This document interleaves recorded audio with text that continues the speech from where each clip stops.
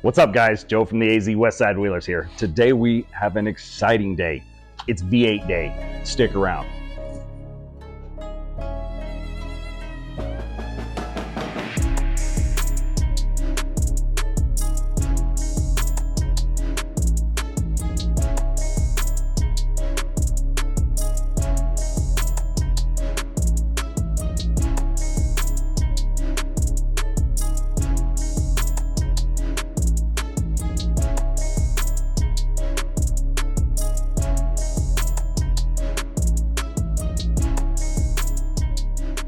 Okay, guys, here we are. My buddy Dexter's over here, and unfortunately, Mambo is in a sad state of affairs. Dexter, me and you were trying to figure out what was going on with the overheating problem you had with this thing. And when we did, we had quite a catastrophic failure. We both took an antifreeze bath, which led us to believe there was some bigger problem. What did they end up finding out about your motor? Well, they did a leak down test. They said it does not have a bad head gasket, but with aluminum heads, it has to get hot first. Right. They're never able to get it hot because at the same time, there's a premature failure of the timing chain tensioner, which failed prematurely on one side and it jumped timing. At that point, you're basically motor rebuilding. I mean, what did they quote you? $3,500? Well, to do the head work, the head gasket, as I requested, as well as all of that change out and the electronics needed, Right. is about $5,800. Yeah. See, that's outrageous, guys. You don't want to be spending that kind of money if you're ultimately thinking about going into a V8 swap. That's why we're here today. We're going to talk to you about your options for a V8 swap and what you can do with the JK. Dexter here has a 2014. And that means you have a few different options. Ben from JK Gear and Gadgets did an amazing video series on the Hemi swap. He did the big 6.4 with the 8-speed, but he did that in something like Monstro, which is a 2010 or older. We have the old 4-speed transmission. We don't have the options Dexter does to be able to put the NAG 1, the 5-speed, and pair it with one of these motors. You can either do a 5.7 or a 6.4 to this NAG 1.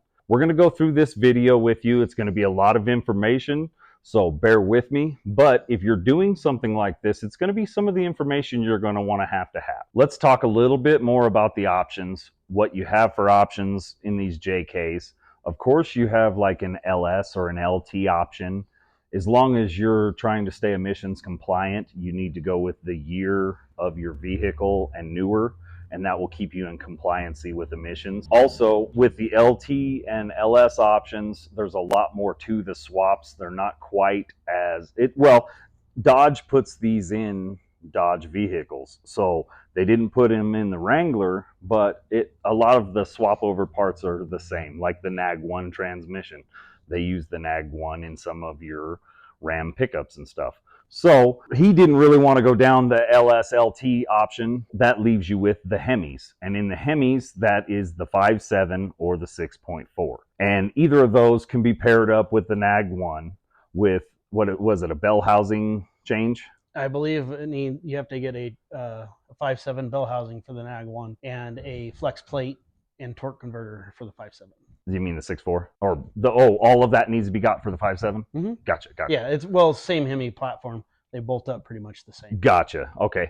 Now explain to us why you went 5.7 instead of 6.4, because everybody's like, hey, 6.4, why not? I mean, there's a big cost difference to start with. Trying to find a 6.4 on any kind of a budget is difficult. The head replacement are extremely more expensive on a 6.4. Right. I plan on having this Jeep till I die. Right. I want future part accessibility to be there. 5.7, they put in everything for forever. Well, yeah, the 5.7's been a platform for a decade or more. It's a staple platform, and I don't think it's going anywhere. No. That's a good option. When you guys are thinking about doing stuff like this, you guys need to realize that you want to think longevity. If you're going to keep this vehicle over a long time, you want availability on parts. So he can go right in and just go to AutoZone or O'Reilly's and pick up parts for this thing, just like you would a 5.7 Hemi in your pickup truck. That makes it really nice. These things are a little more economical on the budget, and finding crate motors is different also. So when you're looking for crate motors versus a used one, I wouldn't have gone with a used motor either. I don't blame you for doing a brand new crate motor. For me, it says it has 30,000 miles. Who knows? you know? Well, I would wanted a used motor. I wanted to try to find a totaled vehicle to pull it out of, where Right. it's not somebody else pulling it out of a vehicle you don't know where it came from.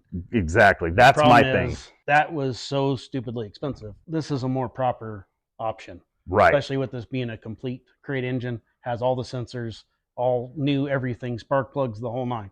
All I need is accessories and a few parts for the adapter. Well, yeah, and that makes a big difference when you're doing something like this. Like he said, I looked through options before, and when you get it, they're like, this came out of a so and so Camaro or this or this. How do you know what that came out of, and how do you know what shape it was in?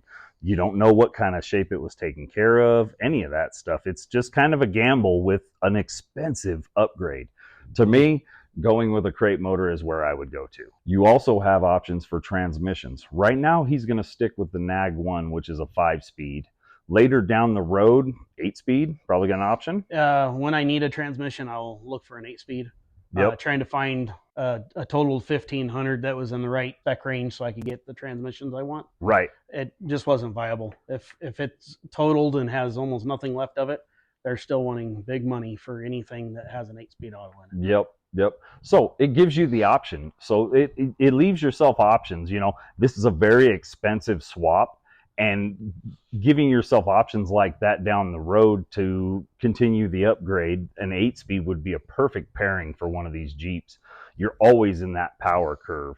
And that's a big thing when you're out there wheeling. We don't wheel at 4,000, 5,000 RPMs. We wheel at 1,500 max. I mean, we're usually lower on that RPM range, and you want your power there. 8-speed helps with that, but being able to do that down the road saves him a ton of money right now. Dex, tell us a little bit about this exact motor. What is this? Is it a truck motor, car motor? What did you get? This is actually out of a Challenger or Charger. Gotcha. It is the BBT engine, anywhere from 2009 to I think 2021 is easy to pick up. Gotcha. After that, they went to the light hybrid, as they call. Okay. But this is the same engine they used for a very long time. We're going to go through this video series with you guys. We're going to try and explain to you how to tear things out and how to put things back. Might not be 100%, but you should have a lot of this knowledge if you're doing it by yourself. We should be able to give you enough to help get you through the process. In doing that, you're going to keep your transfer case too, correct? Yes, for now. That all gets to stay. That's all part of keeping the NAG 1. You're able to keep that transfer case. Now, what else do you need to do this? You get with what, Jeep Speed Shop? I talked to the gentleman at Jeep Speed Shop. I still haven't ironed out every aspect of what I'm going to get, but being the fact we live in the desert, I'm doing the upgraded fan, upgraded radiator, right, so that I have the best cooling I can possibly have. Definitely a must for out here. He has a kit to take the big bore setup I have currently on the Jeep and adapt it to this engine. So there's a lot of aspects that people don't think about when you're going to do a swap, and that is the millions of dollars we already have into these things, and everything's changed in aftermarket, and you have to kind of make sure everything's going to mesh together or you're going to have a problem.